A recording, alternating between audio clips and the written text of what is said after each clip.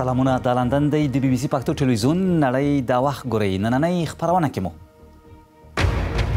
د امریکا د پوځ لوی درستیز په یو ناڅاپي سفر افغانستان ته تللی او هلته یې له چارواکو سره کتلي. د ننګرهار ګرمي او د برېښنا نشتوالی د جلال آباد خلک وایي ژوند یې له کړاو سره ورمخامخ کړی. د نړۍ لروبر انټرنیټي برید پر عامه ادارو او شرکتونو یې ګزارونه کړي، کمپیوټرونه یې له کاره غورځولي او د پیسو غوښتنه کوي. تازه حال یې درکوو. خپرونه کې دا هم راسره کتلی شئ. د استوایي سیمې جنت چې بدنومی شوی، شارک نهنګان پکې پر سیلانیانو بریدونه کوي. او د ډرون الوتکو سیالۍ لومړی مسلکي سیالي دلته لندن کې وشوه او اوس یې شهرت په زیاتېدو دی. جوړ تازه نړۍ دا وخت کې لنډ خبرونه لرو. د خپرونې ترڅ کې به مو له لوبو او سپورتي پروښتنیاو هم خبر کړو. نو هیله ده د خپرونې تر پایه راسره مله اوسئ. د امریکا د پوځ لوی درستیز نن په یوه ناڅاپي سفر کابل ته رسېدلی دی. جنرال جوزف ډانفورد په داسې وخت کې کابل ته سفر کوي چې تمه ده څو راتلونکو اونیو کې د امریکا حکومت د طالبانو او نورو اروپاکو پر وړاندې خپله نوې ستراتیژي په ډاګه کړي. پر همدې مهال سبا بروکسل کې د ناټو د دفاع وزیرانو غونډه کیږي چې د افغان دفاع چارسمبالی وزیر هم ورغلی دی. د ناټو سرمنشي یانز سټولټنبرګ له دې غونډې مخکې ویلي د ناټو غوڅ ماموریت په دا خبره ډاډمنوي چې افغانستان بیا هیڅکله هم د ترهګرو په پټنځي وانه وړي او له افغانستان سره د امنیتي ځواکونو د مشرۍ په ښه والي کې مرسته کوي. سید عبدالله نظامي له کابله نور حال راکوي. د امریکا د متحدو ایالاتونو لوی درستیز جنرال جوزف ډانفورد چې 2 ورځې وړاندې افغانستان ته رارسېدلی، دلته یې له میشتو امریکایي پوځیانو سره له لیدو کتو وروسته نن له ولسمشر محمد اشرف غني سره خبرې درلودې. د کابل او واشنګټن دا خبرې د دواړو هیوادونو ترمنځ په راتلونکي پوځي همکارۍ وي. امریکا غواړي چې ډېر ژر افغانستان ته نوي پوځي مرستې او تازه دمې ځواکونه ولیږي چې په افغانستان کې د توندلارۍ سره د مبارزې او جګړې لپاره دلته شته مورچې قوي کړي. ولسمشر محمد اشرف غني بیا له واشنګټن غوښتي د دې پر ځای چې امریکایي پوځیان د افغانستان کې جګړه کې ښکیل شي، د افغان پوځ ملا دې ور وتړل شي، داسې چې افغانستان دې له تخنیکي پلوه د وسلو او تجهیزاتو له پلوه او همدا ډول د افغانستان د پوځ هوایي ځواک دې پیاوړی شي. ولسمشر غني ویلي دي چې افغان ځواکونه کولی شي په یوازې سر له ترهګرو او توندلارو ډلو سره وجنګیږي، خو په دې شرط چې امریکا او ملاتړي هیوادونه له دوی سره تخنیکي او د وسلو او مهماتو مرستې وکړي. ولسمشر غني ټینګار کړی چې ډېر ژر به له خپله اړخه په افغانستان کې نوې امنیتي تګلاره پلي کړي. ولسمشر ماڼۍ دا هم وایي چې خپل چارسمبالی وزیر یې بروسلز ته لیږلی چې هلته د ناټو په غونډه کې له نړیوالو وغواړي چې په هغو هیوادونو فشار راوړي چې ترهګري او توندلاري پالي او تمویلوي یې. ولسمشر ماڼۍ وایي د دوی د دفاع وزیر به له نړیوالو ټولنې په ټینګه دا وغواړي چې هغه هیوادونه چې په سیمه کې د ترهګرۍ اور ته لمن وهي هغوی باید وځپل شي، فشار پرې راوړل شي چې په سیمه کې د ترهګرۍ ځالې له منځه لاړې شي. د دوی وینا ده که چیرې د ترهګرۍ اصلي ځالې له منځه لاړې نه شي، په افغانستان کې به دا جګړه لا اوږده او بې اغېزې وي. سید عبدالله نظامي له کابل او افغانستان ته د امریکا د پوځي چارواکي د سفر په اړه او دغه ورځ بروکسل کې د ناټو د غونډې په اړه نور حال که غواړئ وایي سره یې زموږ ویبپاڼې ته ورتلئ چې بي بي سي پښتو ټکي کام کې موندلی شئ. خپرونه کې څو نور لنډ خبرونه هم راخلو. د وینزولا پوځ وروسته له هغه تیارسۍ کې شوی چې یوې چورلکې د دغه هیواد پر ستره محکمه د ډزو او لاسي بمونو برید وکړ. د رپورټونو له مخې دا چورلکه د یو پولیس لخوا نیول شوې وه چې حکومت یې جنایتکار باله. ولسمشر نیکولاس مدورو دا پیښه غندلې او د ترهګرۍ عمل یې بللی، خو مخالفانو یې پرې د یو چل تنظیمولو تور لګولی چې ګنې له مخې غواړي د مخالفانو پر وړاندې د ځپنې لا نور ګامونه هم پورته کړي. متحده عرب اماراتو ویلي قطر ښایي د خپلو عرب مخالفانو له لوري له لا نورو بندیزونو سره مخامخ شي. روسیه کې د اماراتو سفیر د برېټانیا یوې ورځپاڼې ته ویلي نویو ګامونو کې ښایي له خپلو سوداګریزو شریکانو د غوښتنه هم وي چې د دوی او قطر ترمنځ د یو غوره کړي. سعودي اماراتو، مصر او بحرین پر قطر د ترهګرۍ د ملاتړ تور لګوي چې قطر یې په کلکه ردوي. ایران وایي د امریکا د سترې محکمې د پریکړې په ځواب کې به متقابل ګام پورته کوي چې د ولسمشر ټرمپ د بندیز یوې برخې پلي کولو ته لار پرانیزي. دا بندیز امریکا ته د ایران په ګډون له شپږو اکثریت مسلمانو هیوادونو پر سفرونو اغیز کوي. ایرانیان لا تر اوسه پریکړه نه ده کړې چې ځواب کې به څه ډول ګامونه پورته کوي. که څه هم افغانستان د سیندونو په ګډون د انرژۍ د تولید ډېرې سرچینې لري، خو دغه هیواد له اوس هم په نړۍ کې یو له هغو سیمو دی چې تر ټولو کمه برېښنا لري. د ننګرهار په تودو سیمو کې اوس مهال وګړي د برېښنا د نشتوالي له امله له خورا جدي ستونزو سره مخامخ دي. د ورځو کې جلال آباد کې تودوخه د سانتیګراډ په کچه له 40 اوښتې چې خلک یې ترې د تېښتې کمې لارې لري. ذبیح الله رحیمزی پرې له جلال آباد ریپورت لري. له بدې ورځې د مستۍ تمثیلونه. د افغانستان د ختیځ ښار جلال آباد اوسیدونکي د دوبي تودې او اوږدې ورځې په همدې اوبو کې لنډوي. د کور د مېرمنو خدای مل، ځکه نه خو برېښنا لري او نه له کوره وتلی شي چې څاړه سیوري او دا ډول اوبه وویني. بیا دې سیند ته خلک راشي او دغه سیند ګنده اوبه دي، پکې پراته شپه ورځ. زه سهار هلته کټ راوړم قلارې پروتې، ما ته خلک وایي مزې دې وکړې. څه مزې مې وکړې او بجلي نشته، بل څه نشته، ستونزې موجود دي. دلته تر ډیره ماشومان په روانو اوبو کې لامبي، څه یې توده هوا په سر اخلي او څه د ماشومتوب شوخۍ چې ډیر کله د دوی په مرګ تمامه شي. هر کال په دې ویالو کې د ځینو ژوند لاهو کیږي. چوي د برق 3 ساعته برق شته، 3 ساعته برق نشته. خلک ډیر زیات مشکل سره مخامخ. تاسو وګورئ د ننګرهار پانتون یو استاد اوبه ویوړو، همداسې د لیسې ننګرهار یو کس اوبه ویوړو، استاد د پانتون دی. د جلال آباد ښار په څنډه کې د کابل روان سیند هم خونکار دی. دلته ډیر وخت په سیند کې د لامبو وهلو پر وخت مرګونې پیښې کیږي. ګڼې ناروغۍ هم په شک کې دي.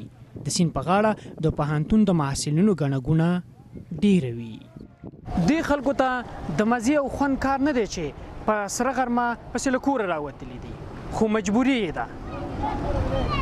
دا اوبه د جلال آباد په ګرمۍ کې تنده ورسړولی شي، خو ډیره نه. هسې خو هر کال افغان چارواکي دلته د برېښنا د اړتیا په پوره کولو ژمنې کوي، خو لا یې بېوسه خلک د عملي کار سرک نه ګوري. دوی ته چې برېښنا نه ورځي په سیند پسې ځي. ذبیح الله رحیمزی، BBC جلال آباد. او کارپوهان لا تر اوسه د هغه لوی انټرنیټي برید پر سرچینه نه پوهېږي چې د نړۍ لارو برې پر کمپیوټرونو ګزارونه روان دي. واشنګټن کې د ملي امنیت شورا ویلي امریکا هوډمنه ده چې د برید کې ښکېلو کسانو سره به حساب کتاب کوي. د ډنمارک د بیړیو یوه ډله، د روسیې د تیلو یو لوی شرکت، د امریکا د درملو جوړولو یوه فابریکه او د برېټانیا د اعلانونو یو شرکت د هغو لویو شرکتونو ترمنځ دي چې د برید کې ګزار خوړلی دی. د سایبري برید لومړۍ نښې په اوکراین کې ولیدل شوې. تیر سهار کمپیوټري سیستم له کاره ولوېد او خلکو له بانکي ماشینونو پیسې نشوی راایستلی. ان د چرنوبیل اټومي بټۍ د وړانګو څارلو سیستم هم د لږ وخت لپاره کار پرېښود. د سایبري برید کچه ډیره پراخه وه. پر ترانسپورټي سیستم، بانکي سیستم، رسنیو، د اوکراین پر بنسټونو او حکومتي بنسټونو انټرنیټي برید شوی. د ورځې په ترڅ کې څرګنده شوه چې موخه یې یوازې اوکراین نه و او سایبري برید مخ په خپرېدو و. په روسیا، اروپا، بریتانیا او امریکا کې داسې ریپورټونه ورکړل شوي چې په شرکتونو یې سایبري بریدونه شوي. د کمپیوټر په پرده داسې پیغام لیکل شوی چې کمپیوټر مو تړل شوی او د خلاصولو لپاره یې باید پیسې ورکړئ. هغه کمپیوټري سیستم چې پروګرامونه یې نوي شوي نه وي، د زیانمنېدو خطر یې ډیر دی. په اغیزمنو شویو شرکتونو کې د تیلو، کښتیو، درمل جوړولو او د اعلانونو لندن میشتي شرکتونه هم شامل دي. د هند په ممبئی کې د لیږ رالېږد هالندي شرکت مایرس ګزلې یو ترمینل هم اغیزمن شوی. اوسنی سایبري برید او هغه برید چې تیره میاشت د بریتانیا په صحي ادارې یا NHS وشو یو څه ورتهوالی لري، خو 2 جلا بریدونه وو او د بریتانیا صحي خدمتونه یې نه دي اغیزمن کړي. دا ډول سایبري برید ډیر اغیزمن وي ځکه بریدګر ښایي د نړۍ په بله برخه کې په خپله خونه کې آرامه ناست وي او داسې برید کوي چې خطر ډیر کم دی خو ګټه یې ډیره ده. ډیر وخت له دې ډول بریده لکونه ډالره ترلاسه کوي. ځینې فکر کوي چې د برید کوونکو لخوا د $300 غوښتنه چې ډېرې کمې پیسې دي ښایي سایبري برید په پراخ ډول د خنډونو راوستلو لپاره شوی وي او یا یې موخه سیاسي وي. د امریکا د ملي امنیت اداره وایي څېړنه یې پیل کړي او هوډ یې کړی هغه کسان به نیسي چې برید یې ترسره کړی. او د دې اونۍ ستاسو غږ خپرونه کې چې پر پنجشنبه زیارت خپرېږي پر دې خبرې کوو چې افغانستان د کرکټ د نړیوالې شورا بشپړ غړیتوب ترلاسه کړ خو ستاسې په باور افغان لوبغاړي او اداره یې د لوړې کچې سیالیو لپاره ځان سمولو ته څومره چمتو دي؟ د بي بي سي پښتو پر فیسبوک او ټویټر پاڼه هم که غواړئ چې د خپرونې کې راسره مله شئ خپل نظرونه راته پرېښودی شئ.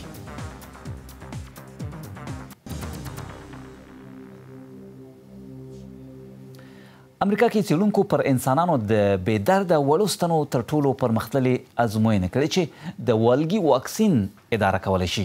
دغو ستنو ته د دې اړتیا نشته چې یخچال کې دې وساتل شي او خپله ناروغ هم لګولی شي او داسې شونې ښکاري چې پرمختیایي هیوادونو کې به د ناروغانو لپاره د واکسین چاره کې پراخ بدلون راولي. پیچکاري د ډیرو کسانو نه خوښیږي خو د ولګي دا ډول واکسین د نړۍ په ګوټ ګوټ کې له میلیونونو کسانو سره مرسته کوي. اوس امریکایي ساينس پوهانو په 100 کسانو یوه څېړنه کړې چې د والګي واکسین په دې ډول ورکړل شي.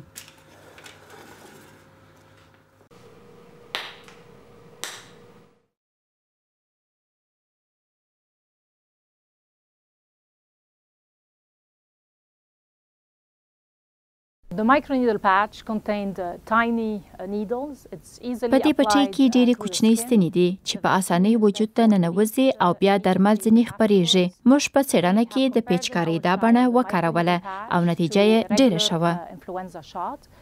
And the microneedle patch did great as far as inducing antibodies. په نړۍ کې هر کال له 2.5 لکو ډېر کسان د والګي له کبله مړه کیږي. تر ډېره کوچنیان، زاړه خلک او میندوارې ښځې د والګي له ګواښ سره مخامخ دي. د نورو واکسینونو په څیر د والګي واکسین باید په یخچال کې وساتل شي او همدې د صحي کارکوونکو کار ستونزمن کړی دی ځکه په لرو پرتو سیمو کې د برېښنا اسانتیاوې کمې دي. زما په فکر دا لوی کار دی. موږ کولی شو دا ټکنالوژي نه یوازې د والګي د واکسین بلکې د نورو واکسینونو لپاره هم وکاروو. که د هوا د تودوخې درجه تر 40 هم لوړه شي په نوې بڼه واکسین نه خرابېږي او دا ډېر ښه پرمختګ دی. بله دا چې د اوسني واکسین پرتله به یې بیه هم ټیټه وي او د واکسین ورکوونکو کسانو روزلو ته به هم اړتیا نه وي. د ایموري پوهنتون او د جورجیا د ټکنالوژۍ انسټیټیوټ څېړونکي وایي د نوې بڼې واکسین عامېدل ښایي څو کاله وخت ونیسي او په دې برخه کې نورو څېړنو ته اړتیا شته. په څېړنه کې برخه اخیستونکو ویل چې د پیچکارۍ دې بڼې درد نه درلود خو څو ورځې پیچکاري شوی ځای سور او نرم و او خارښ یې کاوه. د څېړونکو وروستۍ موخه دا ده چې خلک د دې وړتیا پیدا کړي تر څو په خپل واکسین له درملتون نه راونیسي او ځان ته یې پیچکاري کړي. د بي بي سي پښتو نړۍ دا وخت کې راسره ملګري اوس خپرونه کې د محور دی چې رسنیو د سپورټ خبرونه لرو بېلابېل رپورټونه هم شته راسره اوسئ.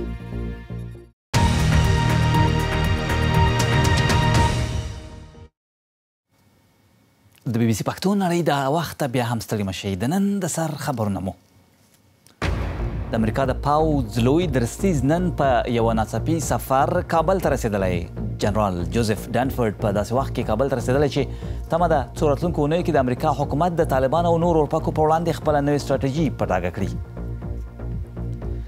او د نړۍ لارو بر انټرنیټي برید پر عامه ادارو او شرکتونو یې ګزارونه کړي، کمپیوټرونه یې له کاره غورځولي او د پیسو غوښتنه ترې کوي.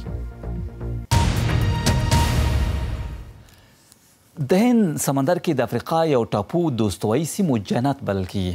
په داسې حال کې چې د ریونین په نامه دا ټاپو د ورنږدې ګاونډي موریشس په کچه د سیلانیانو ورجلبولو توان نه لري، خو اوس هم هر کال زرګونه سیلانیان ورځي چې ډیری اروپایان دي، خو له هنده هم د خلکو ورتګ ورزیات شوی دی. خو دې جنت کې یوه ستونزه دا ده چې شارک نهنګان پکې بریدونه کوي لامبو وهونکو چارواکي دې ته اړ کړي چې د دغه ټاپو پر سمندرغاړو پر لامبو بندیز ولګوي. دې کار بیا ځایي کاروبار ته ژور زیان وراړولی دی. د هند په سمندر کې د ریونین یا بیا یو ځای کېدو په نامه مشهور ټاپو چیرته چې سیلانیان له سپینو شګو او ګرمو اوبو خوند اخلي. خو په تیرو څو کلونو کې دې ټاپو ته د تګ لیوالتیا ځکه کمه شوې چې پر انسانانو د شارک بریدونه ډیر شوي. په تیرو 6 کلونو کې پر 10 کسانو شارک بریدونه کړي چې 9 یې وژلي دي. د شارک له لومړي برید وروسته سیمه ییزو چارواکو دغلته په اوبو کې پر ورګډېدو، سرفنګ او لامبو وهلو بندیز ولګاوه. کله چې 2012 او 2014 کې لومړي بریدونه وشول، زموږ کاروبار یې ډیر وځاپه. خلکو خپل سفرونه لغوه کړل او اندېښمن وو. خو فکر کوم اوس خلکو منلې ده چې دلته په اوبو کې د ورګډېدو سیمه محدوده ده. دا ټاپو به خپلې ودې ته دوام ورکړي. شمیرې ښیي چې له 2015 کال راهیسې ریونین ټاپو ته د ورتلونکو سیلانیانو شمیر یو څه ډیر شوی دی. حکومت په همدې کال دغلته د شارک د بریدونو مخنیوي لپاره د اوبو لاندې جالۍ ځای پر ځای کړې. اوس یوازې د دې ټاپو په 2 ځایونو کې په اوبو کې د ورګډېدو او لامبو وهلو اجازه شته. دا هماغه 2 سیمې دي چې جالۍ ترې تاو شوي دي. خو له دې سره شارک کبان اوس هم بریدونه کوي، ځکه چې ځینې کسان له جالۍ وراخوا هم د لامبو لپاره ورځي. په دې ټاپو کې د شارک بریدونه جنجالي موضوع ده. یو شمېر خلک اوس هم په بشپړه توګه ځان خوندي نه احساسوي. زه دلته له تیرو 10 کلونو راهیسې راځم. د شارک بریدونو زما لپاره ډیر څه اغیزمن کړي دي. Alors c'est vrai que la crise requin دا رښتیا ده چې د شارک بریدونه هغو لپاره چې سرفنګ ته راځي بد خبر دی. خو سیلانیان ریونین ټاپو ته یوازې د اوبو اړوند سپورت په خاطر نه راځي. موږ دلته اورشیندې او د قدم وهلو غرونه هم لرو. که څه هم په ریونین ټاپو کې د سیلانیانو شمیر هغې کچې ته نه دی رسېدلی چې مخکې ورته راتلل. څو میاشتې مخکې په دې ټاپو کې د سرفنګ یوه مسابقه وشوه. داسې یو ګام چې سیمه ییز سوداګر یې هیله مند کړي چې سیلانیان به یو ځل بیا ریونین ټاپو ته ورمات شي. خبرونه کې دلته یو څو نور لنډ خبرونه هم راخلو. چین یوه داسې بیړۍ کارولو ته وړاندې کړې چې آسیا کې تر ټولو پرمختللې بلل کیږي. دا جنګي بیړۍ چې چین پخپله جوړه کړې د بیړیو، توغندیو او اوبتلونو ضد وسلې لري. بیجینګ له هیلو ډکو یو داسې پلان پیل کړی چې له مخې غواړي خپل سمندري ځواک پیاوړی کړي. د چین ځینې ګاونډیان بیا اندېښمن دي چې پرمختللی سمندري ځواک به یې د ختیځ اسیا سمندري سیمو کې د خپلو دعوو پلي کولو کې کارول کیږي. هغه خبرې چې د قبرس لپاره د یوې حل لارې راکتلو لپاره تر ټولو ښه او شونی فرصت بلل شوی سویټزرلند کې روانې دي. د واک شریکولو په اړه سلا شوې، خو د قبرس ترکۍ برخه کې شاوخوا 15,000 ترکیو ځواکونو د شتوالي دوام لا تر اوسه د لانجې برخه جوړوي. او د فیسبوک مشر مارک زوکربرګ اعلان کړی د ټولنیز رسنۍ د لوی شرکت کارونکو شمیر پرون 2 میلیارډو ته رسیدلی دی. فیسبوک یوازې 14 کاله مخکې جوړ شوی و. دا پر دې معنا ده چې د نړۍ یو پر 4 نه زیات وګړي اوس د فیسبوک خدمتونه کاروي. دغه شرکت پر لپسې برای هغه ګوتنیونکي حیران کړي چې وړاندوینه یې کړې وه وده به یې ورو کیږي، ځکه چې د سناپ چاټ په څیر نور سیالان ترې کاروونکي ور اړوي. د بي بي سي نړۍ دا وخت راډیو خپرونه کې بیا نن ماښام د اونۍ بحث دی چې پکې د هند او امریکا اوسنیو اړیکو ته کتنه کیږي او دا چې د دوی اړیکې پر افغان سوله څه اغیز ولري. نن یې کوربه داود جنبش دی. نو دا خپرونه هره ورځ د کابل پر 9 او د پېښور پر 8 بجو خپریږي. نو هیله ده واورئ. خبرونه کې د لوبو او سپورټ خبرونه هم را اخلو. فوټبال کې د کنفدراسیون کپ نیمه پایلوبې سیالۍ نن کیږي چې د اروپا اتل پرتګال به پکې د جنوبي امریکا له اتلې چیلي سره مخامخ وي. کرستیانو رونالډو هیلهمند دی خپله ښه لوبیزه وړتیا او توان روان وساتي چې تر دې مهاله یې د پرتګال 3 واړه لوبې پیل کړي او ټولو کې غوره لوبغاړی نومول شوی دی. د چیلي هیله بیا تر ډیره له ډیر ګول وهونکي الکسیز سانچز سره تړلې ده. جرمني بیا د نیمه پایلوبې دوهمه لوبه کې له مکسیکو سره مخامخ دی. د اولمپیک نړیواله کمیټه د 2020 کال توکیو لوبو د همغږۍ کمیسیون نن جاپان ته رسېدلی دی چې له لوبغالو به پکې 3 ورځنۍ لیدنه کوي. د سفر اجنډا ځینو ستونزو کې هغه پلانونه هم دي چې له مخې د بیسبال او سوفټبال ځینې لوبې فوکوشیما کې کیږي. دا د جاپان حکومت د هغو هلو ځلو یوه برخه ده چې د 2011 کال زلزلې او اتومي ناورین ځپلې دې سیمه کې ژوند بیا عادي حالت ته ورستون کړي. او کرکټ کې بیا د ښځو نړیواله اتلولۍ کې چې دلته برېټانیا کې روانه ده، باران د جنوبي افریقا او نیوزیلند ترمنځ نننۍ لوبه وځنډوله. پر همدې مهال د پاکستان لوبډل مشرې سانا میر ویلي لوبډلې پرون ګڼ شمېر مینوال نهیلي کړل چې د انګلستان پر وړاندې کلکه ماته وخوړه.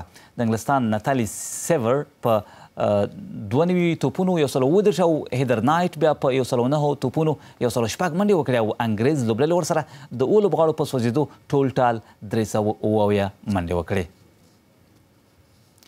کله مو داسې خیال کړی چې د یوې ویډیویي لوبې منځ کې وئ او بر هوا کې په خورا چټکۍ سفر کوئ؟ دا ډرون یا بي پیلوټ الوتکو د سیالۍ په څیر ښکاري چې اوس یې شهرت په زیاتېدو دی. د تیره موده کې لومړی مسلکي سیالي چې دلته برېټانیا کې شوې وه د لندن الکساندرا پلیس مشهوره ودانۍ کې وشوه. بي بي سي هم د سیالۍ کتلو ته ورغلې وه. دا د مسلکي ډرون چلولو سیالي ده. دا یوه داسې نوې لوبه ده چې ورځ تر بلې یې مینوال زیاتیږي. دوی غواړي د دغو تکړه پیلوټانو د ډرون چلولو ننداره وکړي. په وروستیو څو کلونو کې موږ ولیدل چې له ځایي سیمو او وړو سیالیو چې 10 یا 15 ګډون کوونکي درلودل اوس پکې سلګونه کسان لیدل کیږي. دغه ډرونونه د کنټرولي ریموټونو په مرسته الوځي او پیلوټان یې عینکې اغوندي چې د ډرون د سترګې منظر ولري. ډرونونه 2 کامرې لري چې دغو عینکو ته ژوندی سیګنال ورکوي. نو کله چې موږ الوتنه کوو هغه څه وینو چې ډرون یې ویني او دا بالکل داسې دی لکه موږ چې په رښتیا په هوا کې یو. موږ ډېر ښه احساس کوو. دا د هغه ډرون د سترګې منظر دی چې یو اماتور یې د لندن په یوه پارک کې چلوي. مینوال یې پوهیږي چې ولې دغه لوبه ورځ تر بلې مشهوره کیږي. کله چې دوی خپلې وزرې خوځوي داسې ښکاري لکه د ستورو جګړه. دا همداسې ده. په رښتیني ژوند کې له همدې ځایه لیدلی سئ. داسې احساس کوئ لکه مرغه. دا تاسو ته د الوتنې موقع برابروي. زه فکر کوم هر څوک غواړي والوځي. په دې وروستیو کې د پاریس په کوڅو کې د ډرون چلولو سیالۍ ترسره شوې. خو آیا په لندن کې به هم کله داسې څه ولیدل شي؟ موږ په لندن کې ډېرو نویو ځایونو ته کتنه وکړه او زه فکر کوم چې د الکساندر ماڼۍ ته راتګ مهم دی ځکه ډېر ښایسته ځای دی او ډېر تاریخ لري. خو زه فکر کوم چې دا یوازې پیل دی. په لندن کې ډېر داسې ځایونه شته چې موږ غواړو د ډرون چلولو سیالي پکې ترسره کړو. کیدای شي دا په لندن کې د مسلکي ډرون چلولو لومړی سیالي وي، خو ښایي وروسته یې نه وي. نو دا د ډرون سیالۍ په اړه مطلب و. د خپرونې د پای شیبو کې راځئ دا په زړه پورې ویډیو وګورو.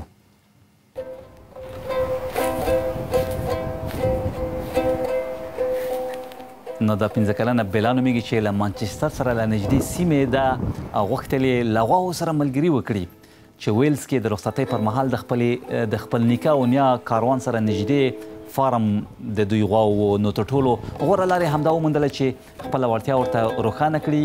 نو دوی ته یې په موسیقۍ غږولو پیل وکړ چې غواوې هم ټولې ورته راغونډې شوې.